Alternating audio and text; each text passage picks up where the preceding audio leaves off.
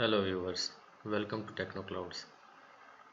Last part में हमने ये प्रोग्राम जो है वो अपना जो प्रोजेक्ट है वो हमने बनाया, जिसमें हमने ये पेज वगैरह लिंक किए। क्रिएट अकाउंट पेज में हमने वैलिडेशन सारी चेक की और कि इसमें ताकि यूज़र जो है वो तमाम चीज़ें इसमें ऐड कर सके।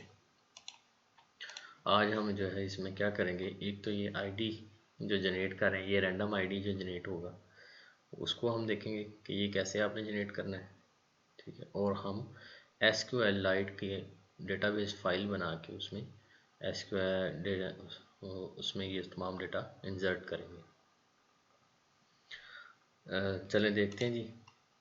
पहले तो है, सबसे पहले आईडी की तरफ आए। आईडी जो है वो आपने किस तरह से बनाना है, आईडी जनरेट कैसे करनी है। तो ये क्रिएट अकाउंट पेज था, इसमें आपने आईडी वाला जो था वो कहाँ बना रखा था, यहाँ पे स्टूडेंट आईडी लेबल था, एक स्टूडेंट आईडी लेबल ये था।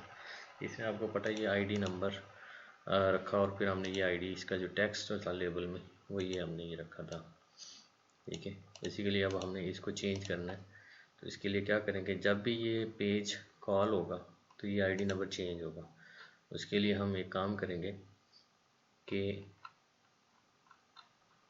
यहाँ पे जहाँ पे ये आईडी नंबर है, यहाँ पे हम एक फंक्शन इसके बाद प्लेस करने के बाद क्या करते हैं, एक हम ये कर लेते हैं, यहाँ पे एक फंक्शन कॉल कर लेते हैं जिसको हम कहेंगे कि जनरेट आईडी, ठीक है। ये यहाँ पे कॉल होगा, जैसे ये कॉल होगा ये इस चीज़ को चेंज कर देगा। तो इसको जो है वो जनरेट आईडी, इसके अंदर एक फंक्शन बना लेंगे आप।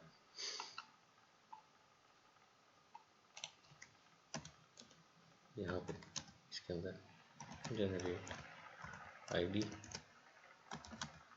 और ये सॉरी फॉर दिस।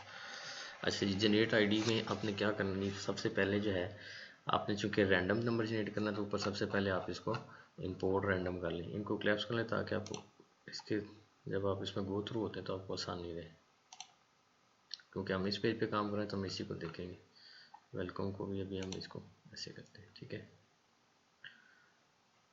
ये जो फंक्शन है ये भी, इनको भी आप ऐसे ऐसे क्लैप्स करें। अच्छा जी, अब हम जी क्या करेंगे जी, फ्रॉम इसमें क्या करेंगे, सॉरी हमने रैंडम इंपोर्ट करना है, तो इंपोर्ट जो है वो आप रैंडम कर लें, ऐसे इंपोर्ट रैंडम कर लिया आपने। अब इस रैंडम को आप यूज़ करेंगे कि इसमें अपने इस फंक्शन जनरेट आईडी में कैसे करेंगे कि जो जनरेटेड आईडी है उसको मैं कहता हूँ जी आईडी है। ये मैं चाहता हूँ कि ये इसमें जो है ना ये रैंडम नंबर, तो पहले ये एम्प्टी स्ट्रिंग होगी, फिर इसको क्या करूँ मैं कि जो सपोज 4 डिजिट का या 5 डिजिट का हम बनाना चाहते हैं ये नंबर, तो फॉर आर इन रेंज जितने डिजिट का आप बनाना चाहते हैं वो रेंज आप इधर दे देंगे, 0 से लेके एक तो ये नंबर्स की रेंज है, नंबर्स की रेंज तो यही रहेगी, ठीक है। तो उसको हम जो है वो सॉरी इसको हम ऐसा करेंगे, फॉर आर इन रेंज मैं कहता हूँ 5 नंबर का मुझे चाहिए डिजिट रैंडम नंबर से। तो ये क्या करेगा, जो आपकी जनरेटेड आईडी है इसमें जनरेटेड आईडी को कंकैटिनेट कर देगा जो कि आर है, इसको आर के साथ नहीं करेगा बल्कि ये 5 दफ़ा ये लूप चलेगी, तो हर दफ़ा एक रैंडम नंबर इसके साथ लगेगा। तो रैंडम नंबर क्या होगा, रैंडम डॉट रैंड इंटीजर, ऐसे इसको कॉल करेंगे और इंटीजर जो है ना वो 0 से लेकर 9 तक होगा ऐसे। अब ये ना आपको एक एरर देगा, इसके लिए आपको यहाँ पे इसको पहले ही आप इसमें स्ट्रिंग में कर लेंगे, कंकैटिनेट कर रहे हैं ना, तो कंकैटिनेशन के लिए जो 2 स्ट्रिंग्स ही कंकैटिनेट होंगी, ठीक है। ये अब रैंडम नंबर जनरेट हो गया, ठीक है। अब रैंडम नंबर जनरेट हो गया, अब इसने करना क्या है, हमने इसको उस जगह पे प्लेस करना है जहाँ पे हमें चाहिए। तो स्टूडेंट आईडी लेबल है, इसको कॉन्फ़िगर कर देंगे इसके अंदर। होपफुली आपको समझ आ गई होगी। ये फॉर लूप एंड हुई, यहाँ पे अब ये नंबर आईडी नंबर जनरेट हो गई। अब हम क्या करेंगे, जो स्टूडेंट आईडी लेबल है, ठीक है, आईडी एन लेबल कहाँ से आ गया ये, आईडी लेबल जो है, एक्चुअली हमारा ये आईडी लेबल है, इसको दोबारा से वेरीफाई कर लेते हैं। ये आईडी लेबल है, ठीक है। वो नेम लेबल था, सॉरी, वो उसका नेम लेबल था। ये हमारा आईडी लेबल है जिसमें हमने ये रखा हुआ है। तो आईडी लेबल को कॉन्फ़िगर करेंगे, उसका text ID label dot config कर देंगे आप, क्या उसका जो टेक्स्ट है वो कर देंगे GID, ठीक है। तो अब जब भी इसको कॉल करके देखेंगे, जब भी आप नया पेज कॉल करेंगे तो ये आ गया, क्रिएट अकाउंट पेज किया, ये देखिए 5 डिजिट्स का हमने लिखा था 13465, तो ये आ गया। इसको हम वापस जाएं होम पे, दोबारा देखें, ये दोबारा रैंडम नंबर जनरेट हुआ है। फिर से देखें, जब भी ये पेज क्रिएट होगा तो ये नया रैंडम नंबर आएगा। यहाँ पे ये स्टूडेंट का आईडी नंबर हो गया, यहाँ पे यहाँ तक आ गए। अब हमने क्या करना है जी, SQL डेटा जो है ना वो हमने बनाना है। तो SQL डेटा के लिए आपको ये बड़ा, आप इसको बड़े गौर से देखिएगा ये कैसे बनाते हैं। मेन मकसद जो इस प्रोजेक्ट को बनाने का था वो यही था। तो इसमें जो है वो एक पैकेज है इंपोर्ट SQLite 3, ये वाला पैकेज आप इंपोर्ट करेंगे, ठीक है। और इसके साथ एक और चीज़ इंपोर्ट कर लें आपको सिस्टम के साथ काम करना पड़ेगा। तो सिस्टम की पाथ और लाइब्रेरीज के साथ काम करना पड़ेगा। तो आप इसमें ये इंपोर्ट वाइज कर लें, ठीक है। और इससे पहले मैं आपको अपने प्रोजेक्ट की लाइब्रेरी दिखाता हूँ। ये देखें, प्रोजेक्ट लाइब्रेरी है, इसमें ये सिर्फ एक ये फाइल पड़ी है जिस पे हम काम कर रहे हैं, और इसमें और कुछ नहीं है। इसमें हम क्या करेंगे कि डेटाबेस का एक फ़ाइल इस प्रोजेक्ट फाइल में बन जाएगा इधर, ठीक है। तो कैसे बनाएंगे, उसके लिए जो है वो आपको एक फंक्शन बनाना पड़ेगा।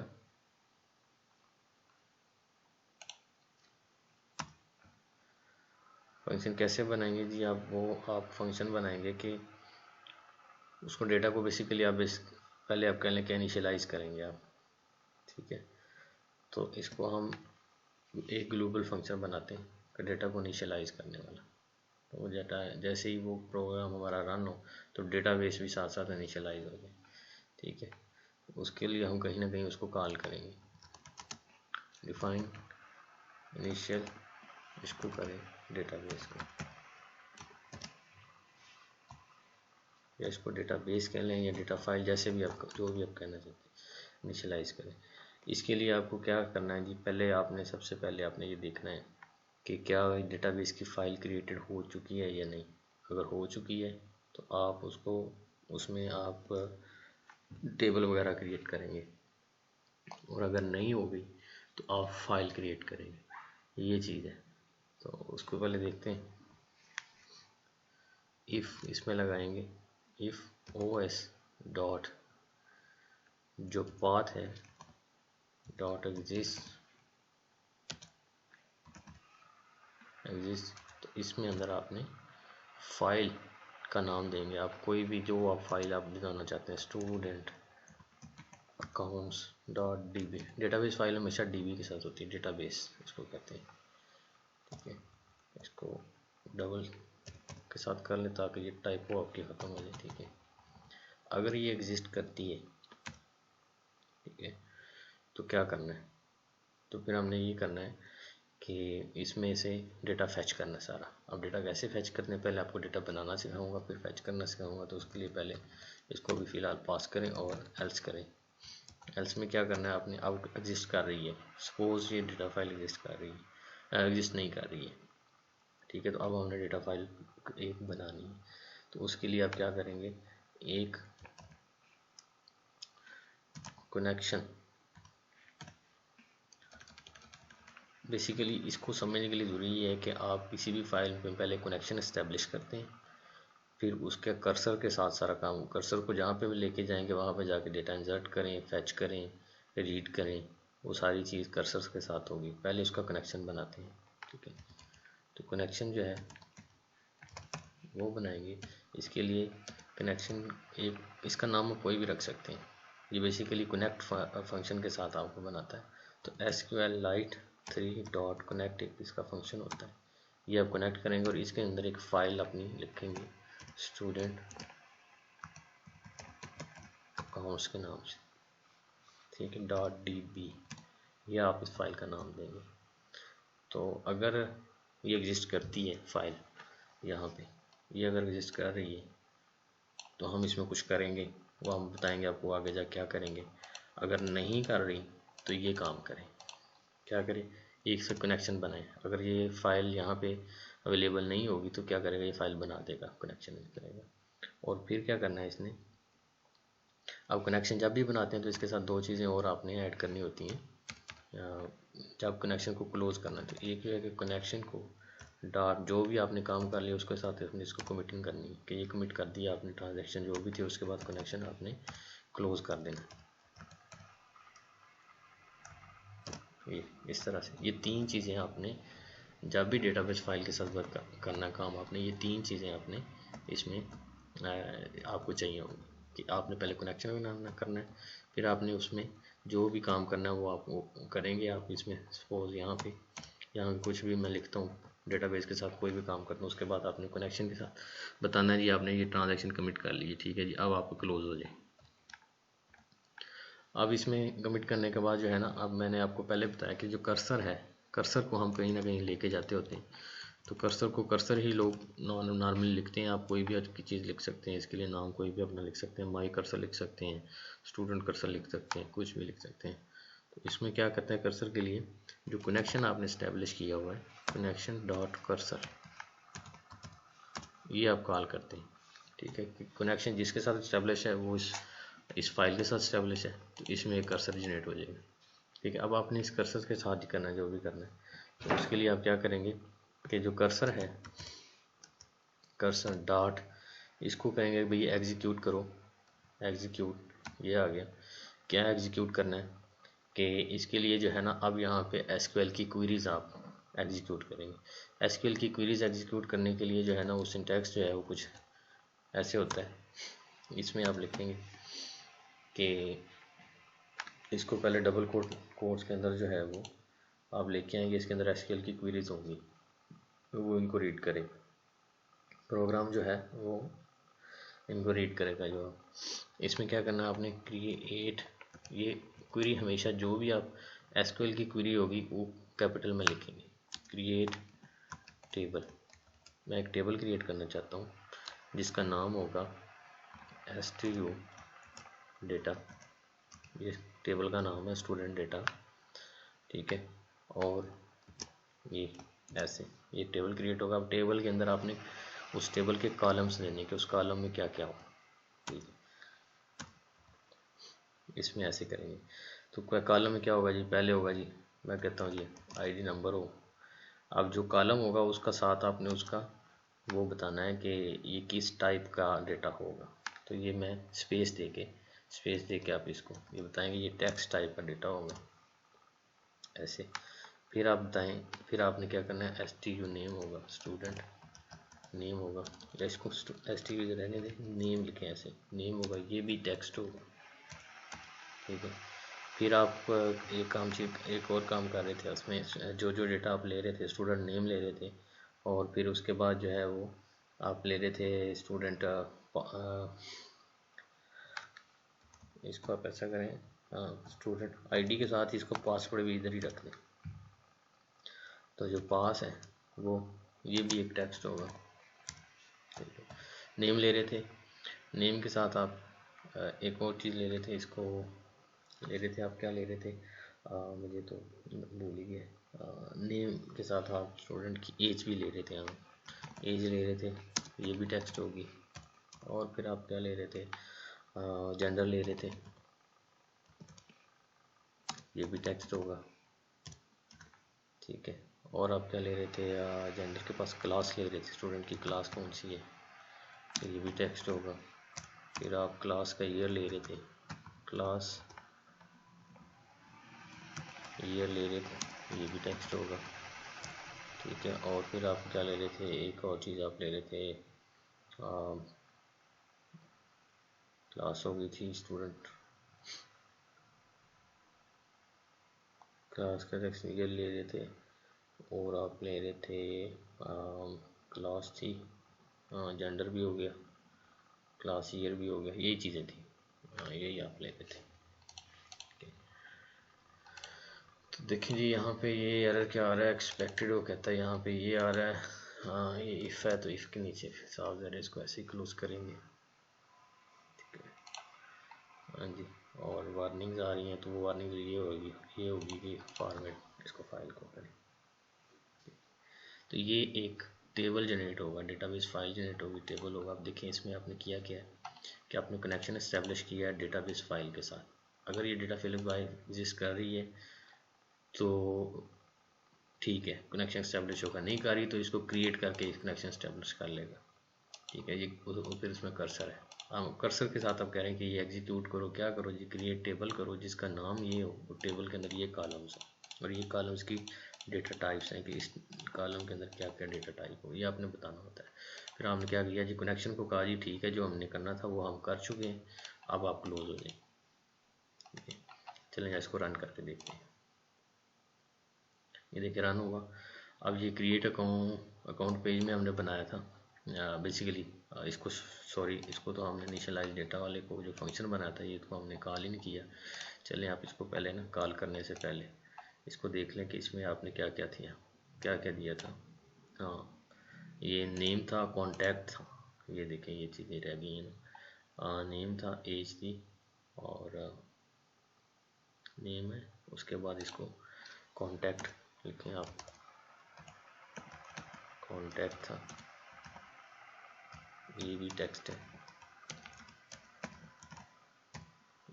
है और उसके बाद क्या था जी, उसके बाद था स्टूडेंट की एज आ गई, फिर स्टूडेंट का ईमेल था, फिर जेंडर था, एज आ गई, फिर ईमेल आ गया, ये भी टेक्स्ट होगा, और फिर जेंडर आ गया और उसके बाद क्लास आ गई, फिर एनरोलमेंट ईयर आ गया, ठीक है। इसको एनरोल ईयर कह लें और पासवर्ड हम ऊपर पहले ले चुके हैं,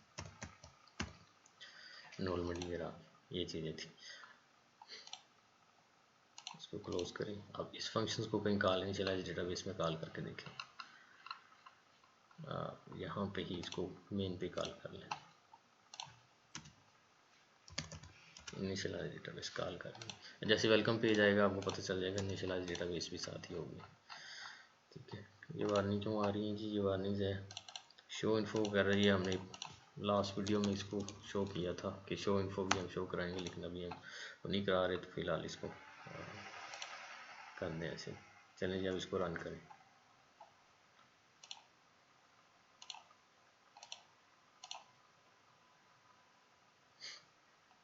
ये है जी नियर सिंटैक्स एरर आ रहा है, क्या आ रहा है एग्जीक्यूट में, ये यहाँ पे कोई मसला हुआ है जहाँ पे आपने क्रिएट टेबल किया है,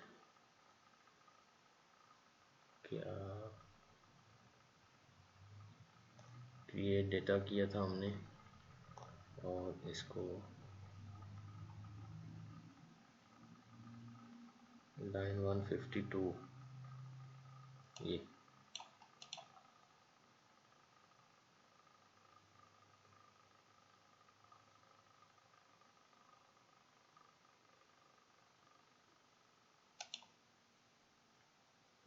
इसमें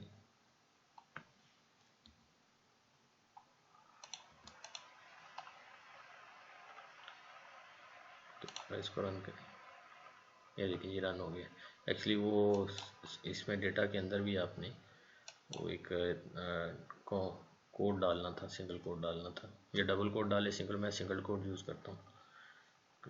अब बेसिकली इनिशियलाइज डेटाबेस हो गया। अब देखें कि क्या आपके फोल्डर में डेटाबेस आया कि नहीं आया, और ये देखें ये फाइल आ गई है स्टूडेंट डेटा, स्टूडेंट अकाउंट्स की। इसको आप रीड करने की कोशिश करेंगे तो यहाँ नहीं दिखाएगा, ठीक है। इसके लिए आपको जो है ना वो कुछ व्यूवर्स या प्लगइन्स लगानी पड़ेंगी क्योंकि ये डेटाबेस फाइल है, ठीक है।